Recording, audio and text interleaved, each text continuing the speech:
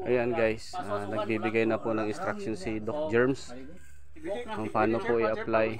Oo, pwede ka po. Kusog kayong mga kanta. Pwede na ito ba? Ito na lang. Ito po yung kusog sa gato ka. Ito ka meti. Kusog gato buka. Dinilift, tinanggal lahat ng dahon, pagkatapos ma-injectionan.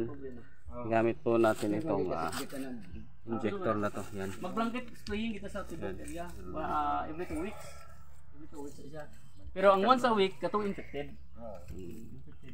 So, natanggal na rin yan. Pero pag naka-recover na ng Tapos infected, sa mga dahon, apil na sa yan, sama natin. twice a week. Panoorin nyo po sa Pag na-recover na. Doc Germs to the Rescue YouTube channel, ang kabuuan po ng aming rescue. Sprayarin mo kuya, upuan. Hindi lang itang putol mo na.